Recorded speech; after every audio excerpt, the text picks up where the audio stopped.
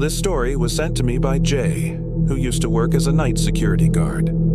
The building he watched over wasn't anything fancy. It was a mid-sized office complex on the edge of town, the kind of place filled with insurance companies, law firms, and tech startups. During the day, it was buzzing with people, but once the sun went down, it was completely empty. Jay worked the overnight shift alone. His job was simple: patrol the halls, check the doors, watch the cameras, and make sure no one broke in. Most nights were painfully boring, but boredom can be a blessing, because when something finally did happen, it reminded him that silence and routine were much safer. One night around 2 a.m., Jay was sitting at the security desk watching the monitors. The building was quiet except for the faint hum of the HVAC system. He took a sip of his coffee, already thinking about how many hours were left before he could clock out. That's when one of the motion detectors tripped. Camera 4 lit up with a notification. The feed showed the third-floor hallway. Normally, all the lights were off at that hour, but on the screen, Jay saw one of the overhead lights flicker on. Just one, in the middle of the hall. It wasn't too unusual. Sometimes the sensors were overly sensitive, turning on when the system picked up heat fluctuations. Still, protocol was protocol. He had to check it out. Jay grabbed his flashlight and badge, rode the elevator up to the third floor, and stepped out into the dark hallway. The place was silent. The one light he'd seen on the monitor was still glowing about 50 feet down the corridor. Everything else remained in shadow. He walked slowly, scanning the offices as he passed. The doors were all locked, blinds drawn, nothing out of place. When he reached the pool of light, he stopped.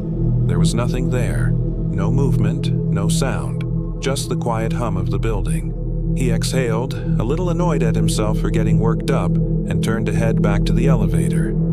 That's when he heard it. A click. It came from behind one of the office doors, like the faint sound of a latch moving. Jay froze, listening. Another sound followed, soft and deliberate, like footsteps moving across carpet. He told himself it was impossible. No one had access to the building at this hour except him. Slowly, he lifted his radio to call it in, but before he could speak, the sound stopped. The silence was worse than the footsteps. Jay reached for the doorknob, his pulse racing. He tried to tell himself it was just nerves. Maybe the sound had come from the HVAC or the pipes settling. But the knob was warm. Not hot, like fire. Warm, like someone had just been holding it from the other side. His throat went dry. He backed away, shining his flashlight along the base of the door, searching for movement. Nothing. Finally, he forced himself to turn and walk away. He took the elevator back to the lobby, heart hammering in his chest. Back at the desk, he checked the cameras again. The light in the hallway was still on, but this time, something was different. The office door he had just been standing in front of was now wide open. He rewound the footage, scanning for the moment it opened. But the video glitched. 1 second the door was shut, the next it was open. No transition, no figure. Jay thought about calling the police, but what could he say? A light turned on and a door opened by itself? He'd be laughed at, so he kept watching. Hours dragged by. Nothing else happened. By morning, the door was closed again. When the daytime staff arrived, Jay pulled aside one of the managers he trusted and asked if anyone had been working late the night before. The manager frowned. That office? No one's been in there for weeks. The company moved out. Jay checked the roster himself. Sure enough, the space was empty.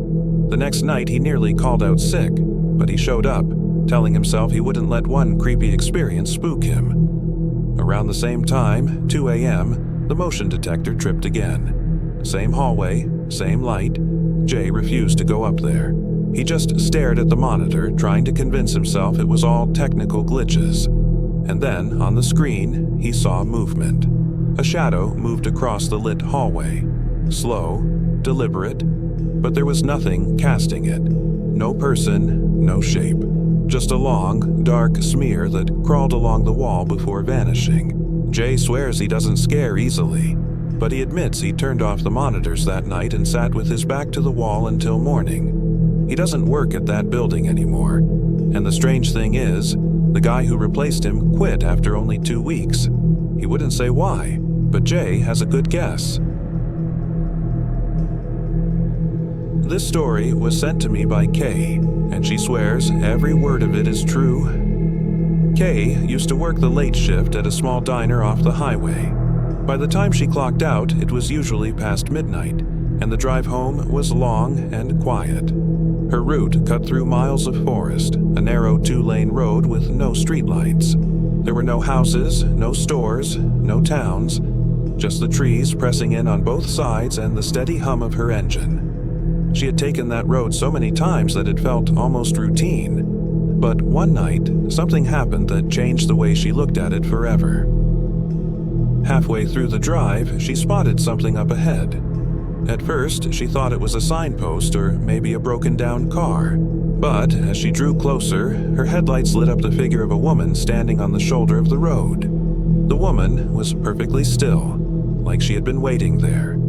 She wore a pale white dress that reached down to her ankles. In her hands, she clutched a small handbag, and her skin seemed almost as pale as her clothing. Kay slowed her car, uneasy but also concerned. What was a woman doing out here in the middle of nowhere at this hour? Against her better judgment, she pulled over. Rolling the window down, she asked if the woman needed help. At first, the woman didn't answer.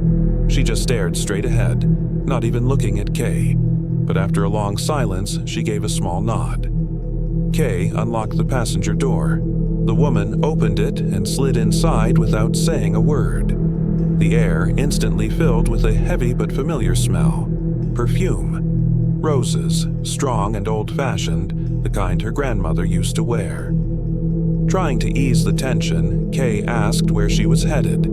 The woman finally spoke, her voice so soft it was almost a whisper. She said one word: home. That was all she offered. No directions, no explanation, just home. So Kay kept driving. The woman sat stiffly, her eyes fixed on the road ahead. She never glanced at Kay, never moved, just held her handbag tightly in her lap. After 10 minutes of silence, the woman slowly lifted her hand and pointed toward a dirt trail cutting into the woods. There was no sign, no lights, nothing to suggest a house was back there. Here, the woman whispered. Kay hesitated, staring at the narrow trail. It didn't look like it led anywhere. Are you sure? She asked. The woman finally turned her head. Her eyes locked onto KS. She whispered 2 words this time. Thank you. Then she opened the door and stepped out. Without another word, she walked straight into the trees. Within seconds, the darkness swallowed her. Kay waited for a moment, expecting her to reappear. But the woods remained silent and empty. Finally, with her heart pounding, she put the car in gear and drove away. The next morning, she told her brother about the strange encounter. At first, he thought she was making it up, but when she described the pale dress, the handbag, and especially the smell of roses, his expression changed. There used to be a house down that trail, he told her. It burned down in the 70s. The family inside never made it out. Kay tried to laugh, tried to brush it off, but her brother pressed further. Tell me the truth, he said. Did you smell roses? She froze. She hadn't told him that detail, and the fact that he knew sent a chill down her spine. That night, when she climbed into her car, she noticed something she swears hadn't been there before. Lying neatly on the passenger seat was a single red rose. Its petals were wilted, curling at the edges, but the scent was unmistakable. Her hands shook on the steering wheel as she drove to work. The perfume seemed to linger in the air all night long. Kay doesn't take that road anymore. She avoids it completely, even if it means driving out of her way. She says she won't risk seeing the woman again. Some people don't believe her story. They say it was a trick of the mind, or maybe someone playing a prank. But Kay insists it was real. And if you ever find yourself driving alone down a lonely highway at night, she has one piece of advice for you. If you see a pale woman in a white dress standing by the side of the road, don't stop, because once you let her into your car, she might never truly leave.